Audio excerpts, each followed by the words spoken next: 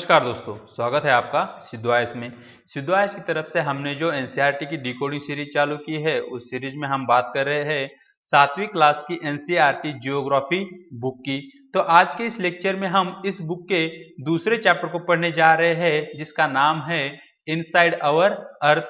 मतलब जो हमारा अर्थ है, जो हमारी पृथ्वी है, उसका जो इंटीरियर एरिया है वो किस प्रकार का है, उसको यहाँ पे हम जानने की आज कोशिश करेंगे। तो चलिए आज के हमारे पहले कंसेप्ट से यहाँ पे हम शुरुआत करते हैं। The upper most layer over the earth surface is called crust. It is the thinnest of all the layer. It is about 35 kilometer on the continental mass and only 5 kilometer on ocean floor. The main mineral constituent of continental mass is silica and aluminium. It is a fuse called Cl. C stand for silica, Al stand for aluminium. The oceanic crust mainly consists of silica and magnesium. It is therefore called Sima.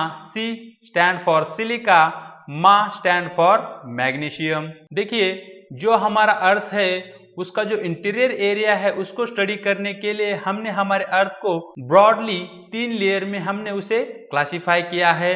जो सबसे ऊपर वाली ये जो layer है उसे हमने नाम दिया है क्रस्ट।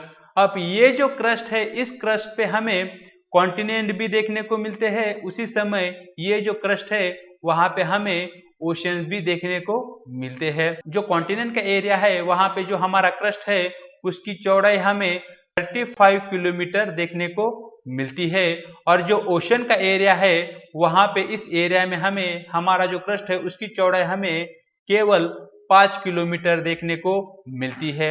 हमारे अर्थ के क्रस्ट पे जो हमें कॉन्टिनेंट देखने को मिलता है वहां पे 2 मुख्य मिनरल्स हमें देखने को मिलते हैं, जिनमें एक है सिलिका और दूसरा है एल्यूमिनियम। ये जो 2 मिनरल्स है उनके शुरुआती 2 अक्षर लेके हमने एक वर्ड बनाया है जिसका नाम है सियाल, और ये जो कॉन्टिनेंट का एरिया है इसी नाम से जाना जाता है। इसी एरिया को हम क्या कहेंगे?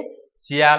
तो दूसरी तरफ जो ओशन का एरिया है वहां पे प्रमुख तौर पे हमें 2 मिनरल्स देखने को मिलते हैं, जिनमें पहला है सिलिका और दूसरा है मैग्नीशियम। ये जो 2 खनिज है उनके शुरुआती 2 अक्षरों से यहाँ पे हमने फिर से एक वर्ड बनाया है जिसका नाम है साइमा, और इस एरिया को साइमा लेयर के नाम से भी जाना जाता है।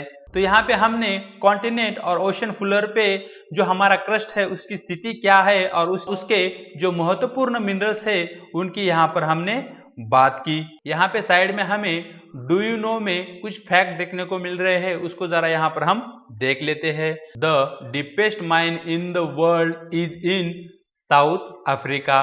It is about 4 kilometre deep. In search of oil, engineers have dug hole about 6 kilometer deep to reach to the center of the earth, which is not possible.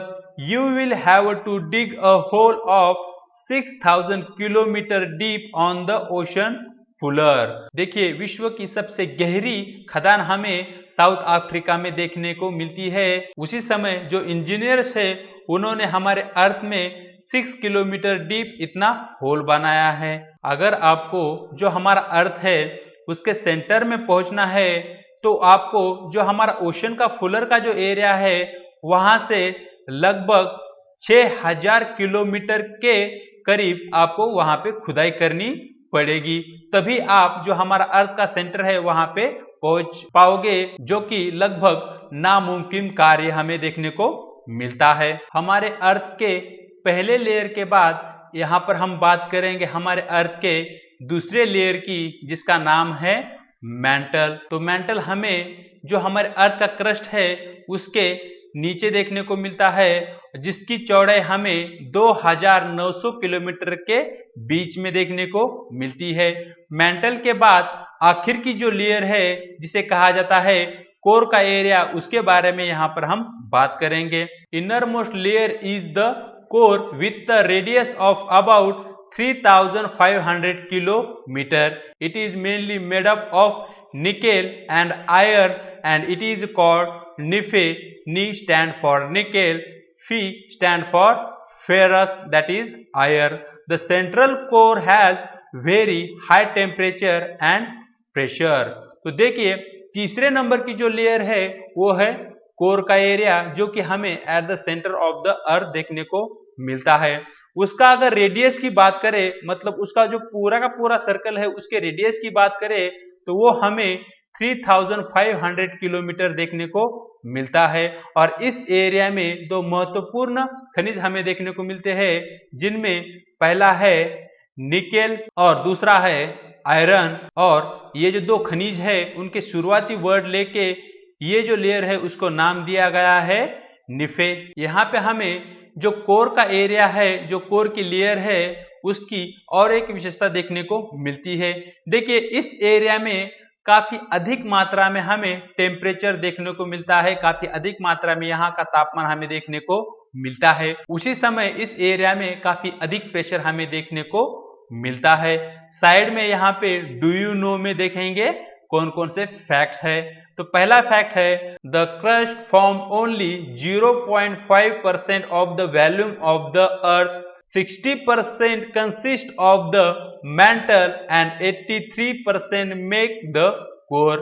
The radius of the earth is 6371 kilometre. जो हमारा crust का area है, मतलब ये सबसे ऊपर का जो एरिया है, जिसे कि हमने सबसे thin layer of the earth लिया था, अगर वॉल्यूम के तौर पे इसकी बात करें तो यहाँ पे हमारा जो अर्थ है उसका वॉल्यूम 3.5% देखने को मिलता है।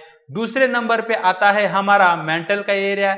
यहाँ पे हमें 16% अर्थ का वॉल्यूम देखने को मिलता है। और आखिर में सबसे अधिक अर्थ का वॉल्यूम हमें कोर के एरिया में देखने को मिलता है, जो कि हमें 63% देखने को मिलता है। उसी समय जो हमारा अर्थ है उसका अगर पूरा का पूरा रेडियस अगर हम देखें तो वो हमें 6371 किलोमीटर देखने को मिलता है। ये फैक्ट हमारे लिए काफी महत्वपूर्ण है। चलते हैं आगे। इन पिक्चर के माध्यम से हम क्या करेंगे, जो हमारा अर्थ का एरिया है उसका जो इंटीरियर एरिया है वो कैसा है उसको फिर से यहाँ पर एक बार समझने की कोशिश करेंगे। पहले यहाँ पर हम जो continental crust and oceanic crust की हमने बात की थी, उसमें क्या डिफरेंस है इस चीज को जरा यहाँ पर हम देख लेते हैं। तो देखिए पहले यहाँ पर हम बात करेंगे कॉन्टिनेंटल क्रस्ट की।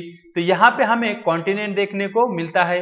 ये जो पहाड़ी का एरिया हमें देखने को मिल रहा है, ये पूरा का पूरा कॉन्टिनेंट का एरिया हमें देखने को मिलता है। और दूसरी तरफ यहाँ पे नीचे हमें ये पूरा का पूरा कॉन्टिनेंटल क्रस्ट का एरिया देखने को मिल रहा है। यहाँ से हम ये पूरा का पूरा कॉन्टिनेंटल का क्रस्ट का एरिया देख रहे हैं।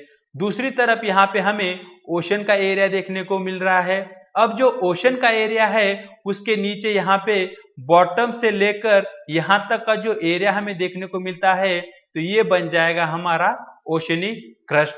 जैसा कि हमने बात की थी, जो कॉन्टिनेंटल क्रस्ट है उसकी चौड़ाई हमें 35 किलोमीटर देखने को मिलती है, वही जो ओशनिक क्रस्ट था उसकी चौड़ाई हमें 5 किलोमीटर के अराउंड देखने को मिलती है। तो ये डिफरेंस यहाँ पे हमने बात की। दूसरी तरफ हम बात करेंगे जो हमारे अर्थ की मुख्य 3 लेयर है, उन 3 लेयर को यहाँ पे हम समझने की कोशिश करेंगे। सबसे पहले यहाँ पर हम बात करेंगे क्रस्ट की।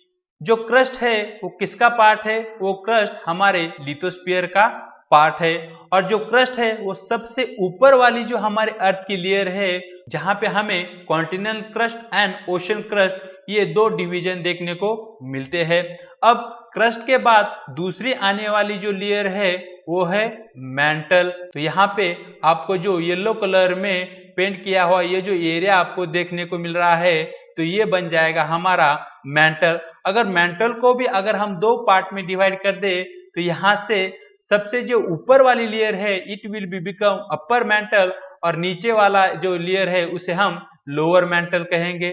अब मैंटल के बाद हमारी जो अर्थ है उसके सेंटर में जो लेयर हमें देखने को मिलती है उसे कहा जाता है कोर।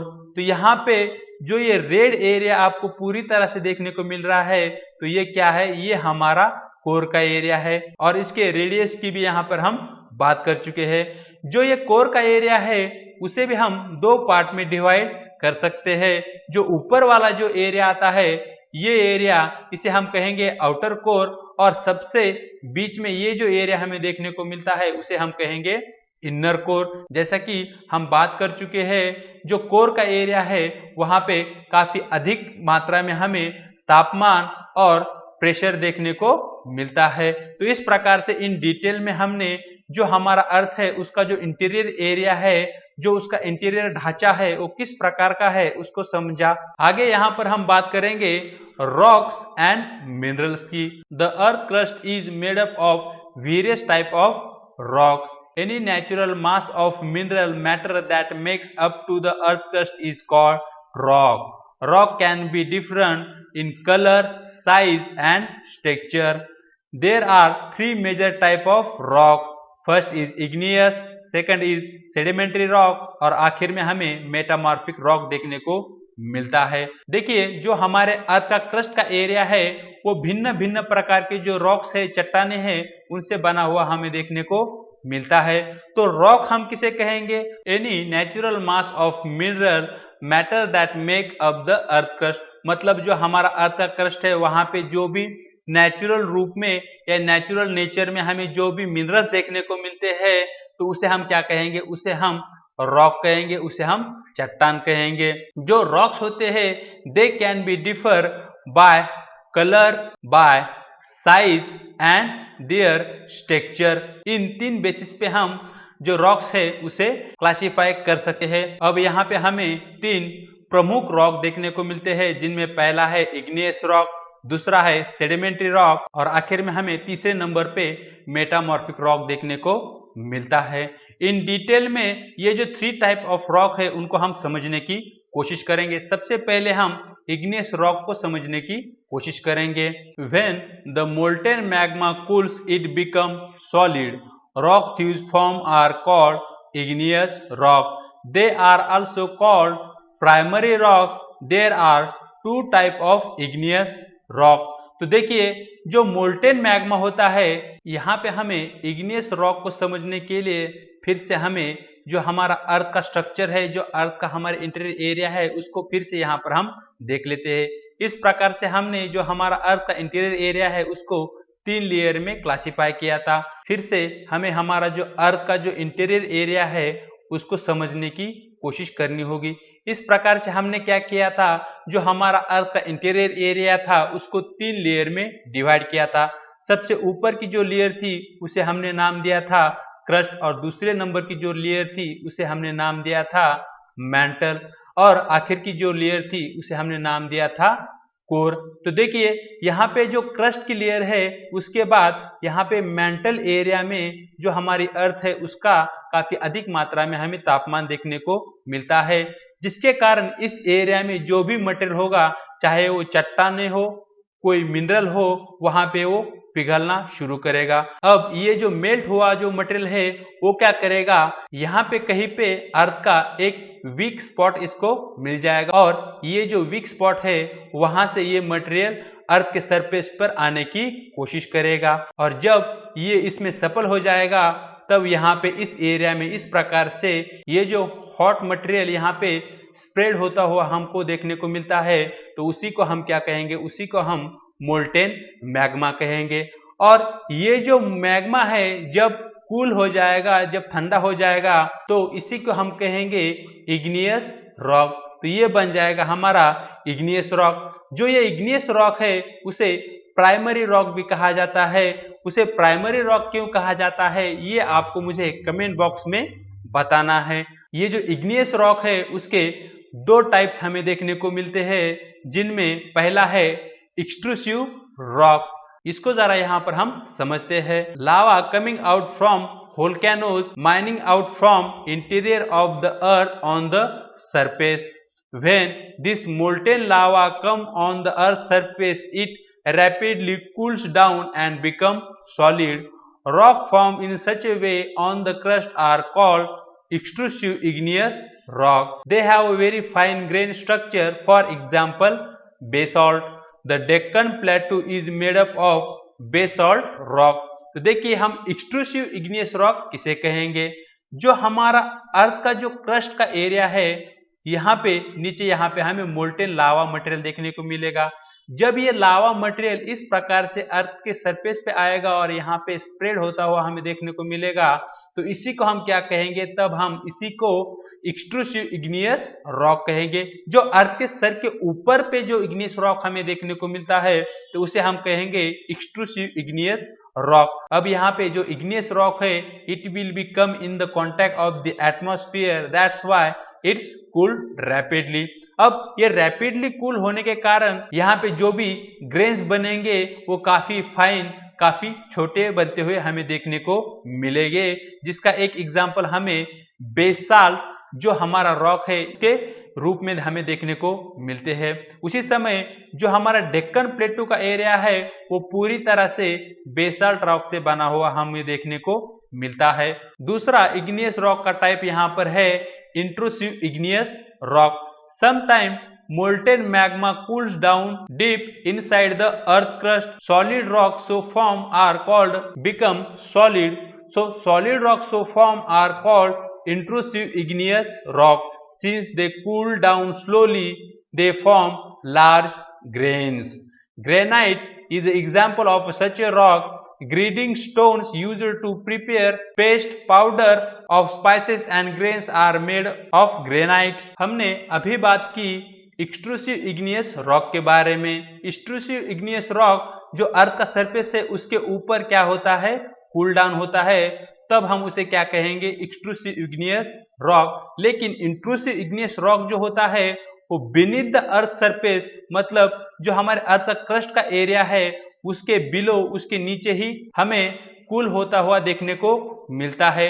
और इस प्रकार की जो प्रोसेस होती है, इस प्रकार का जो इग्नियस रॉक अर्थ के सरफेस के नीचे ही कूल डाउन हो जाता है, तो उसे हम क्या नाम देंगे, उसे हम नाम देंगे इंट्रूसिव इग्नियस रॉक। अब यहाँ पे जो इग्नियस रॉक है उसका कांटेक्ट जो हमारा एटमॉस्फेयर है उससे बन नहीं पाता, जिसके कारण इसकी जो कूलिंग प्रोसेस है काफी स्लो बन जाती है और उसी के परिणाम स्वरूप यहाँ पे जो भी ग्रेन्स हमें बनते हुए देखने को मिलते हैं वो साइज में काफी बड़े हमें देखने को मिलते हैं। तो यहाँ पे जो रॉक बनता है उसका एग्जाम्पल यहाँ पे ग्रेनाइट रॉक से दिया गया है, जिसका इस्तेमाल हम पेस्ट या पाउडर बनाने में करते हैं। आगे यहाँ पर हम बात करेंगे जो रॉक के दूसरे टाइप की।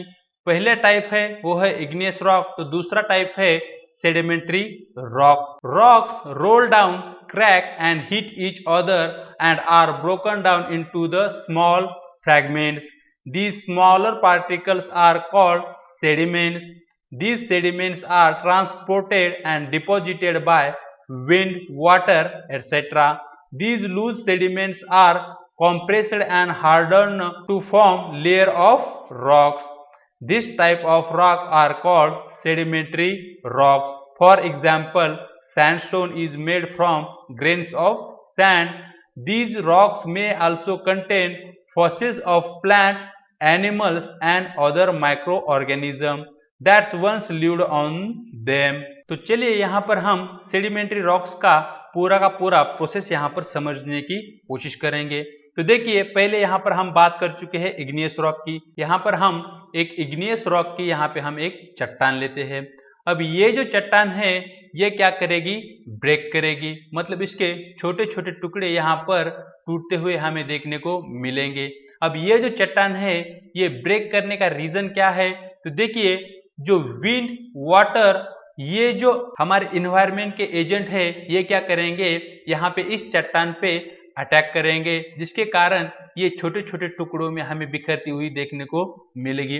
ये जो प्रोसेस है वो काफी सालों का प्रोसेस हमें देखने को मिलता है, लेकिन यहाँ पे एज एग्जाम्पल इसे हम ले रहे हैं। अब ये जो टुकड़े हैं वो क्या करेंगे, with the wind, with the water क्या करेंगे, एक जगह से दूसरी जगह ट्रैवल करेंगे और यहाँ पे इस जगह आकर और यहाँ पे इस जगह पे इनका क्या होगा, डिपोजिशन होगा।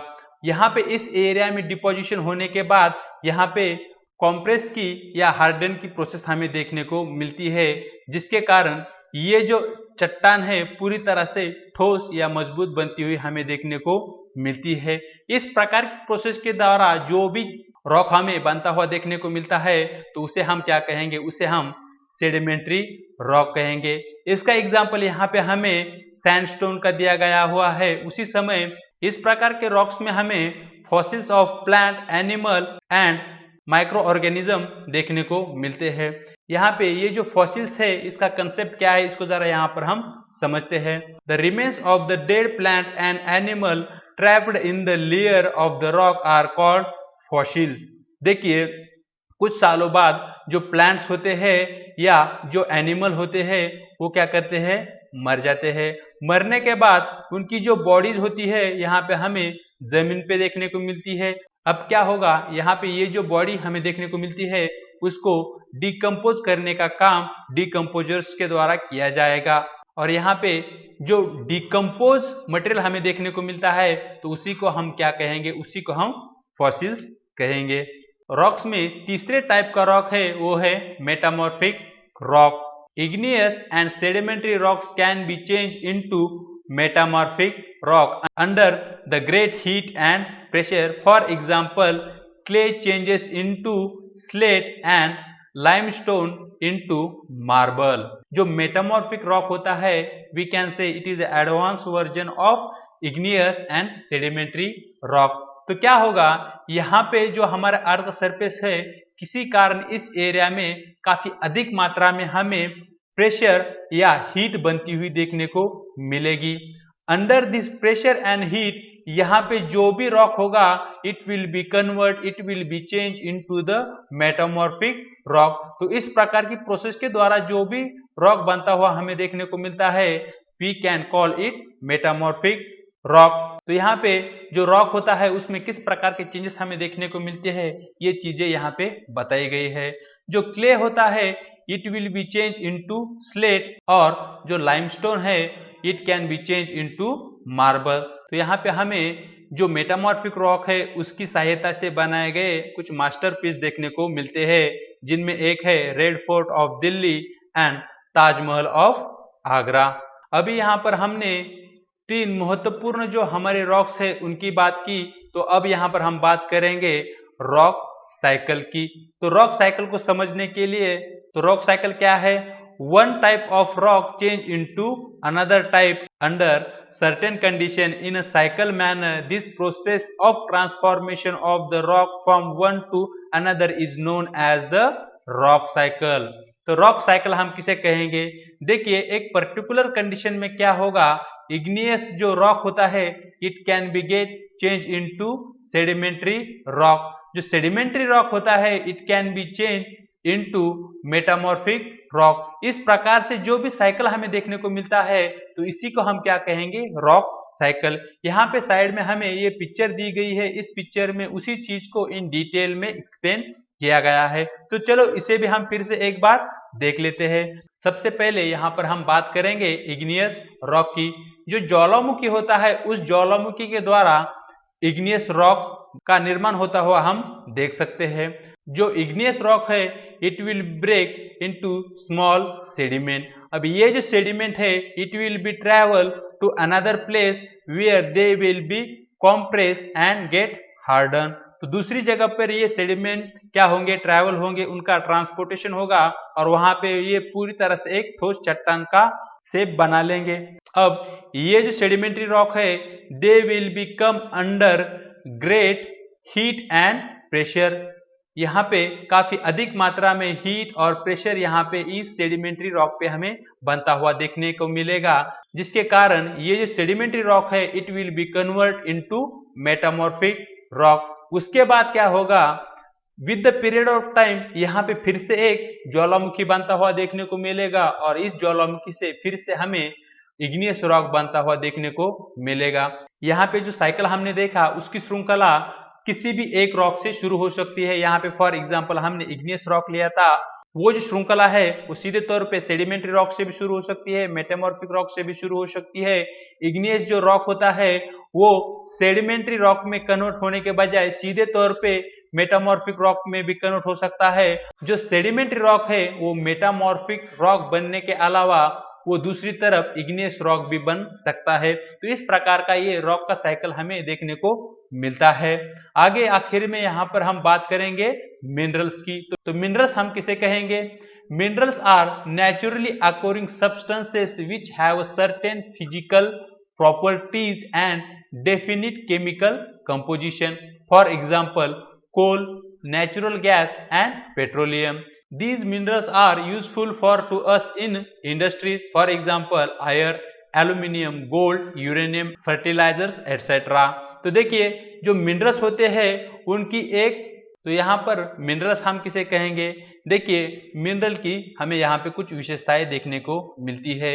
एक तो उनकी सर्टेन फिजिकल प्रॉपर्टीज होती है।